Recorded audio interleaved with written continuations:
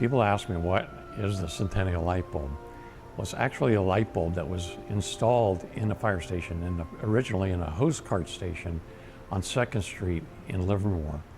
That at that time, they had hose carts and fire equipment that they would have to go respond to the fire station there to pick up to go to a fire. Well, at nighttime it'd be pitch black, so they had to light their hand lanterns in order to get in and pick up equipment and not trip and fall and all those kinds of things. So what they did is installed a light bulb.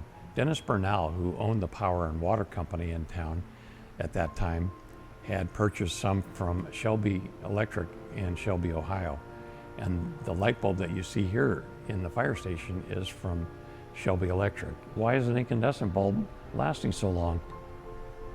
We have, from all the way through the 80s and 90s, and even the last couple of decades, we've had physicists, scientists from around the Livermore lab and from around the country.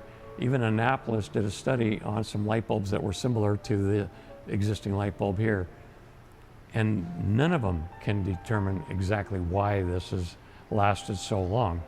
They're thinking, okay, well, if you turn off a normal light bulb, you turn it off and on, you cause power surges to the light bulb and you can burn out the carbon, and that's the whole effect of making the light bulb not last as long. The carbon filament burns out and opens up and you have no more light. This one never gets turned off.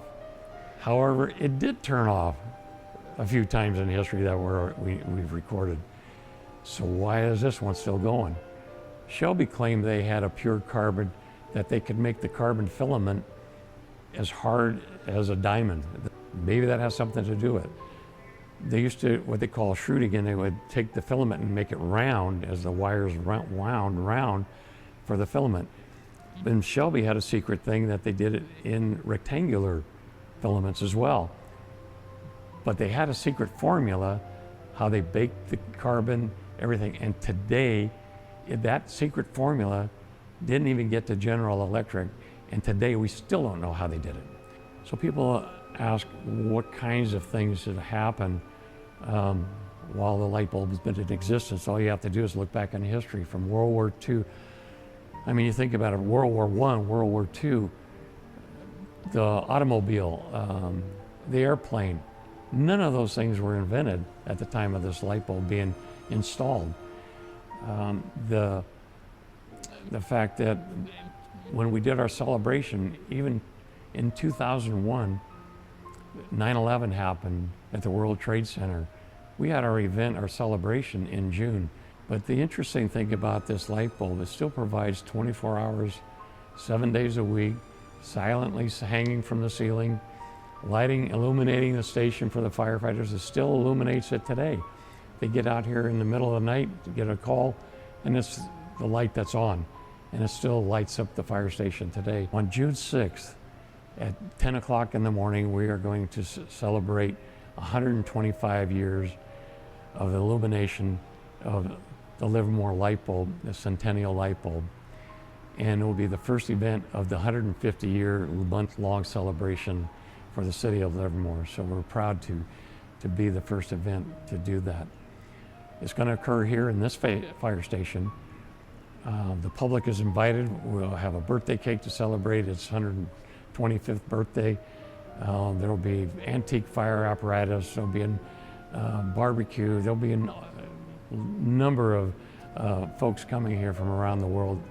We're going to be giving a prize to the person that's traveled the longest in the country to get here. Anyway, that will be June 6th, 2026 at 10 a.m. Folks ask all the time about where they can find more information about the light bulb.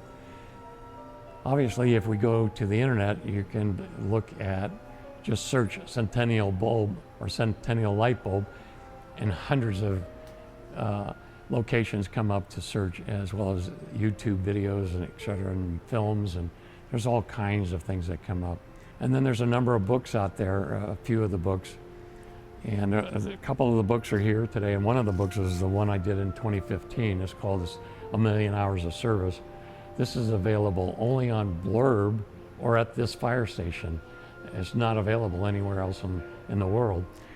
I am planning to get it onto Amazon at some point, but we just haven't got around to that.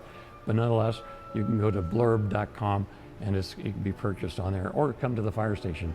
The interesting thing about this book is that it's not just the facts that were written, but all of the money that is made on this book goes to the Livermore Pleasanton Firefighter Foundation, which is a charitable organization and provides for charities and burn centers.